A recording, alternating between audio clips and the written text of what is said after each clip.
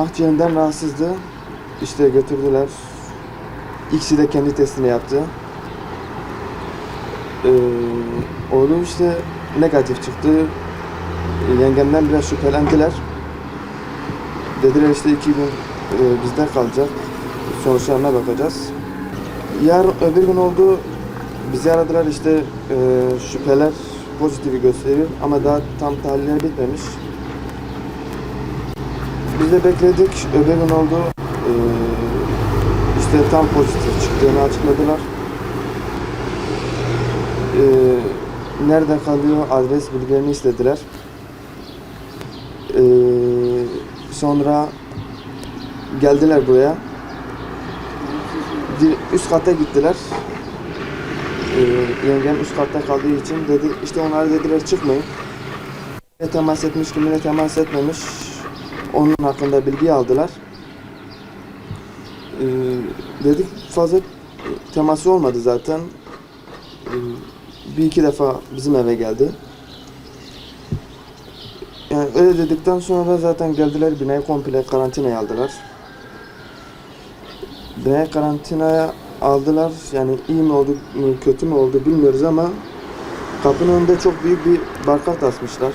Rica ettik işte barkodu asmayın. Biz gereken tedbirleri alırız. Giriş çıkışları yapmayız.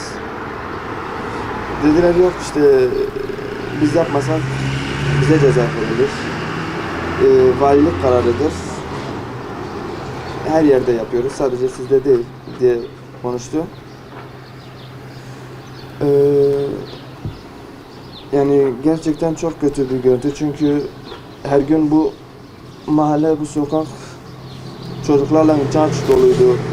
Herkes kapının önünden geçerdi. Bu bankart astıktan sonra artık kimse bu yani evden dahi geçmiyor yani kapının önünden dahi geçmiyor. Çok kötü bir durum. Çok rencide ediyor. Biz bundan çok rahatsız oluyoruz. Çünkü direktmen milletin gözünden kararlanıyoruz yani. Bunu da dile getirdim. Dedim işte yani hiçbir yani dedi bizim yapacağımız bir şey yok. Tamamen bütün şeyi valiliğe attı. Biz bu şeyden çok rahatsız oluyoruz. Yani gerekeni neyse olsun yani yeter ki o bankart olmasın. Yani valiliğe sesleniyordum. Gerekirse gelsinler bu mühür yapsınlar. Yani kapıyı kilitlesinler. Ama o büyük kocaman yazıyı asmasınlar. Çok rencide eden bir yazıdır gerçekten. Vali aradık kendilerini. Dediler işte dedik işlemlerimizi nasıl yapacağız? Dediler işte yani kendi çapınızda yaparsınız. Yani akraba yöntemiyle. Öyle cevap verdiler. Bundan birkaç gün önce annemle beraber hastaneye gittik. Öncesinden annemin bazı rahatsızlıkları vardı. Annem sürekli halsiz düşüyordu, yorgun düşüyordu. Yani bu hastalıkla ilgili bilmiyorum.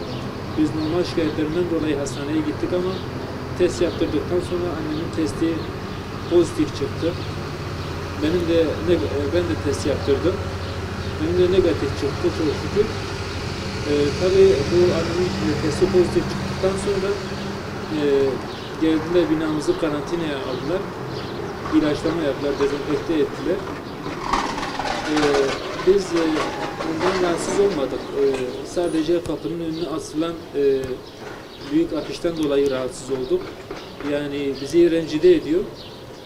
Gelen giden yani gerçi kimse geçmiyor buradan yani bu afiş asıldıktan sonra yani sokaktaki yani komşularımız bizden artık çekildi.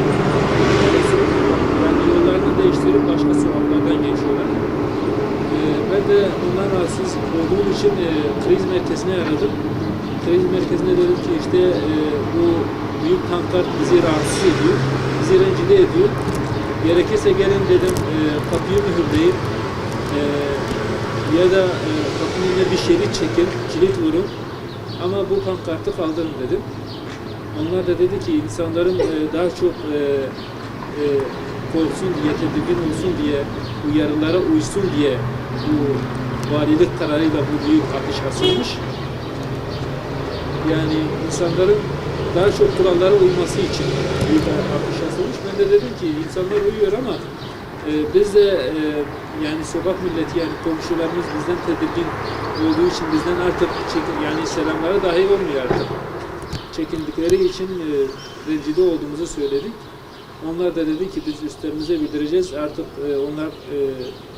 onlar ne yaparsa, yani bizim elimizde bir şey yok dedi, valiliğin kararı.